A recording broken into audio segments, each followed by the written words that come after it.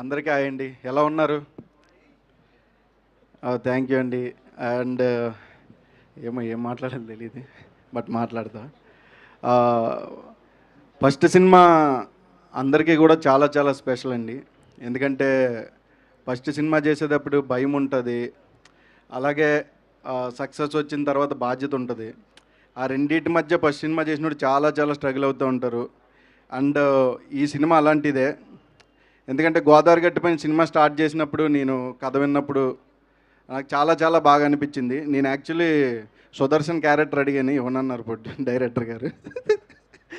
But okay, but చేస్తానండి, నేను ఇది కూడా చేస్తానని. నాకు ఇందులో ఓ వైఫ్ ఉంటుంది, పెళ్ళం బాధితుడి కింద చేశాను. పెళ్ళాల బాధితుడు కానీ పెళ్ళం బాధితుడు.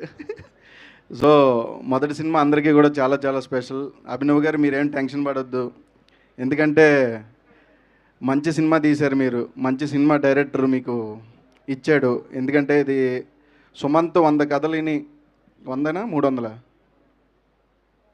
ఎన్నో కానీ, బట్ చాలా కథలు విన్న తర్వాత ఓకే చేసాడంటే ఖచ్చితంగా అందులో మ్యాటర్ ఉంటుంది. ఎందుకంటే మ్యాటర్ ఉన్నవాడు సినిమా చేస్తున్నాడంటే ఖచ్చితంగా అందులో చూసుకుంటాడు. అంతే కదా. బట్ ఈ సినిమా అందరికీ నచ్చుద్ది. ఎందుకంటే గోదావరి సైడ్ నుంచి సినిమా వస్తుందంటే చాలామంది వెయిట్ చేస్తూ ఉంటారు. ఎందుకంటే ఒక జెన్యూనిటీ ఉంటుంది కథల్లో, చాలా కొత్తగా ఉంటుంది. చెప్పిన కథలనే మళ్ళీ కొత్త కొత్తగా చాలా కొత్తగా చెప్తూ ఉంటారు. ఎందుకంటే రోజు మన లైఫ్లో జరిగే కథలనే చెప్తూ ఉంటారు.